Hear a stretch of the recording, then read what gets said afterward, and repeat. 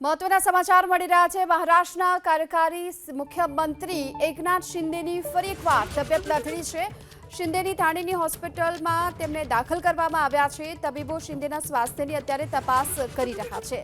મહારાષ્ટ્રના કાર્યકારી સીએમ એકનાથ શિંદે જેમની તબિયત હાલ લથડી છે। એક તરફ મહારાષ્ટ્રમાં નવા મુખ્યમંત્રીને લઈને રાજકીય હલચલ તેજ છે અને તેની વચ્ચે કાર્યકારી મુખ્યમંત્રી એકનાથ શિંદે જેમની ફરી એક વખત તબિયત લથડી છે।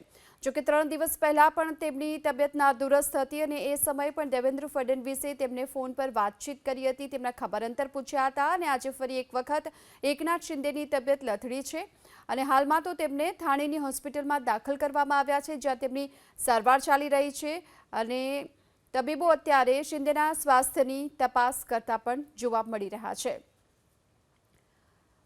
મહારાષ્ટ્રના કાર્યવાહી મુખ્યમંત્રી એકનાથ શિંદે કે જેમની હાલ તબિયત લથડી છે, છેલ્લા 3 દિવસથી તેમની તબિયત નાદુરસ્ત હતી અને આજે ફરી એક વખત તેમની તબિયત લથડતા તેમને હોસ્પિટલમાં દાખલ કરવામાં આવ્યા છે।